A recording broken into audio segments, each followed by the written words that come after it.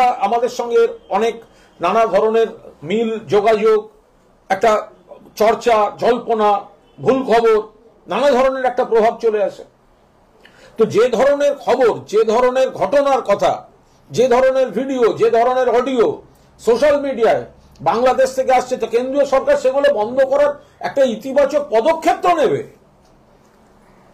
আমরা এখানে সংসদীয় গণতন্ত্রে মুখ্যমন্ত্রী এতটা সৌজন্য দেখিয়ে বলেছেন যে ওটা খারাপ হচ্ছে, কিন্তু আমাদের কিছু বলার নেই, কারণ আমরা একটা রাজ্য, ওটা একটা দেশ, যা করার দিল্লি করুক আমরা সমর্থন করব।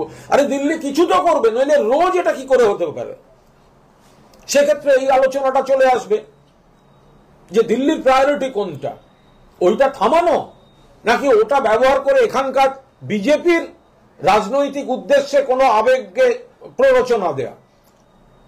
তো আমরা এই ধরনের কোনো মন্তব্য করতে চাই না, কিন্তু মুখ্যমন্ত্রী যেটা বলেছেন, যেমন সংসদীয় গণতন্ত্রে প্রথাগতভাবে কেন্দ্রীয় সরকার যা করে করুক, রাজ্য কিছু করণীয় নেই, কিন্তু কেন্দ্রীয় সরকার কিছু তো করুক, থামাক তো সেটা।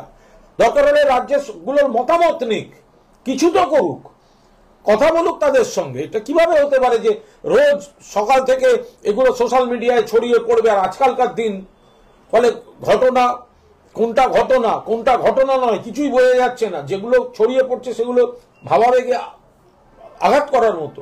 তো কেন্দ্র সেগুলো ব্যবস্থা নিক।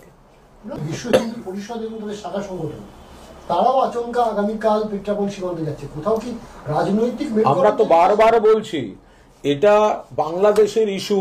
কেন বাংলায় এই ধরনের, আমাদের পশ্চিমবঙ্গে এই ধরনের ইস্যু নিয়ে রাজনীতি করা হচ্ছে?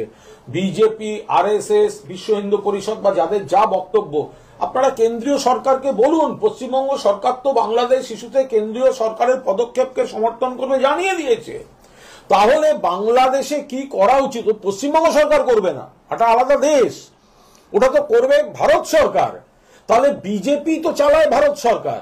তাহলে এখানে রাজনীতিটা না করে, বীরত্ব না দেখিয়ে, গন্ডগোল তৈরি না করে আপনারা দিল্লির নেতাদের দিয়ে বাংলাদেশে যথাযথ আপনারা কি চাইছেন আপনারা পদক্ষেপ নেওয়ান। হরিয়ানার পর এবার দিল্লিতেও নির্বাচনে একাই লড়ার সিদ্ধান্ত নিয়েছে আপ, এবং জোটে থেকেও একলা চলনীতি, কি বলবেন? এটা এই মুহূর্তে কিছুই বলবো না।